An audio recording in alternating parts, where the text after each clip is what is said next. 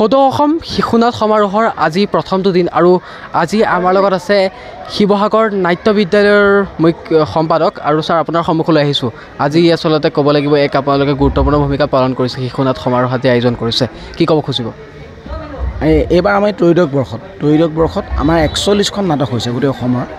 আমি যিটো ফেষ্টিভেল বা যিটো অনুষ্ঠান আমি 5খন নাটকেৰে আৰম্ভ কৰিছিলোঁ সেইদিনাখন, আৰু সেইটো আজি পৰিসৰটো বাঢ়ি বাঢ়ি গৈ 41খন নাটকৰ আজি এটা অভিলেখ সংখ্যক অসমলৈ ইয়াতকৈ অভিলেখ সংখ্যকভাৱে ইয়াত 41খন নাটক পৰিৱেশন হৈছে। অসমতে এইটো এনেকুৱা ধৰণৰ আগত হৈছে নাজানো, বহুতে কয় যে এনেকুৱা ধৰণৰ 41 বা 42খন নাটক আজি একেধাৰে দুদিনত কেতিয়াও মানে অনুষ্ঠিত হোৱা নাই বা এইটো এনেকৈ পৰিচালিত হোৱা নাই।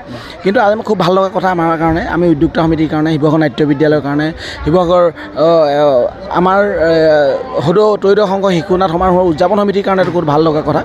আৰু এইবাৰ ইতিমধ্যে দেখিছে খালি দুটা কথাই আমাক প্ৰভাৱিত কৰিছে। এইবাৰ যথেষ্ট গৰমে আমাক প্ৰভাৱিত, আৰু সেইটো কথা খুব বেয়া লগা আমাৰ কাৰণে। শিশুসকলক আমি আচলতে অভিনয় কৰিব, আৰু সেইটো খুব আমাৰ কাৰণে ভাল লগা আৰু অনুপ্ৰেৰণাদায়ক, আৰু সেইটো কাৰণে আমি 13টা বছৰ পাৰ কৰিব পাৰিছোঁ, আৰু এইবাৰ অভূতপূৰ্ব হৈছে। এইবাৰ অভূতপূৰ্ব হয়, ক'ব লাগিব যে উৎকট গৰমৰ মাজত আচলতে অভূতপূৰ্ব আচলতে সহায় পাবলৈ সক্ষম হৈছোঁ। তোমালোকে আজি নাট পৰিৱেশন কৰিলা, তোমালোকে ক'ৰ পৰা আহিছে? আমি ইয়াৰে শিৱসাগৰ। হয়, তোমালোকে কি নাট পৰিৱেশন কৰিলা? আমি দুষ্ট দিলো সুস্থ বুদ্ধি। হয়, তোমালোকৰ নাট্য দলটোৰ নাম কি? ৰামধেনু। হয়, তোমালোকে ইয়াতে কৰিছা নে ইয়াত আগতে তোমালোকে কৰিছা? কৰিছা হয়নে? তোমাৰ সন্মুখলৈ আহিছোঁ, আজি তুমি ককাৰ অভিনয় কৰিলা নিশ্চয়, নহয় জানো? এটা যদি সংলাপ পাওঁ তোমাৰ পৰা। খালে তোৰ পুতেৰে খালে, সকলো শেষ কৰি দিলে। এই টাউনৰ পৰা যে আহিছিলে কাগজ জ্বলাটো, সি আমাৰ ঘৰত কিতাপ জুখি থাকোঁতে তহঁতৰ পুতেৰে তাৰ ঠেলাখনৰ চকা পমটোকে খুলি দিলে। এতিয়া সেই কাগজ জ্বলাটোৱে তাৰ ঠেলাখন ঠেলি এই টাউনলৈ গৈ আছে। সি বোলে আৰু এই আমাৰ গাঁৱত কোনো দিনে ভৰি দিবলৈ নাহে। এটা কথা কিন্তু, অহাবাৰ কাগজ জ্বলাটো আমাৰ গাঁৱলৈ নাহিলে তহঁতৰ পুতেৰৰ কান্ধতে কাগজৰ ভাৰ পাচি দি টাউনলৈ চেকুৰাই নিম বাপেকে। হয়, তুমি এটা যদি সংলাপ কৈ দিয়া। ভাবিছিলোঁ তহঁতৰ ল'ৰা পঢ়ি শুনি ডাক্তৰ হ'ব, ইঞ্জিনিয়াৰ হ'ব, পিছে লোকৰ বস্তু কাঢ়ি অনা দুষ্ট এটাই হ'লগৈচোন। মই যাওঁ দে। হয়, এয়া আমি সামগ্ৰিক দৃশ্যাংশ আমি অসম অডিটৰ কোনজন জনাইছোঁ। এয়াই হৈছে আচলতে শিল্পী কলা কৌশলীসকল আজি আচলতে শিশুনাট সমাৰোহত আজি তেওঁলোকে অংশগ্ৰহণ কৰিছে। আৰু আপোনাৰ সন্মুখলৈ আহিছোঁ, আপোনাক মই লগ পাইছোঁ পূৰ্বতে, আপোনাক মই নাটক চাইছোঁ। আজি আপোনাৰ ষ্টুডেণ্টখিনি আজি আচলতে নাট পৰিৱেশন কৰিবলৈ আহিছে, কেনেকুৱা ধৰণৰ মনৰ অনুভৱ? সঁচাকৈ সৰু ল'ৰা ছোৱালীৰ লগত থাকি বহুত ভাল লাগে, আৰু এয়া অতি সুখ অনুভৱ কৰোঁ। এনেও নাটকত কষ্ট হয়, কিন্তু নাটক স্বৰ্গৰ বস্তু, আৰু যিহেতু আমাৰ আখ্যান মতে দেৱতাসকলে নকৰি মানুহক প্ৰদান কৰিলে, গতিকে এই কষ্ট কৰি সকলোৱে ভাল লাগে। মোৰ লগতে আৰু বহুজনে নাটক কৰি আছে, আমি আচলতে শিকি আছোঁ, চৰ্চা কৰি আছোঁ, আৰু যিসকলে এই কামত নিয়োজিত হৈ আছে সকলোকে মোৰ ধন্যবাদ। আমি সমাজখন সুন্দৰ কৰিবলৈ নাটক কৰি যাব লাগিব। এই সৰু ল'ৰা ছোৱালীসকলক লৈ এনেদৰে আমি ভৱিষ্যত প্ৰজন্মক গঢ় দিব লাগিব। আজি সমূহ আমাৰ পৰিচালক ৰূপে আছে ঋতুৰাজ, আৰু গোটেই আমাৰ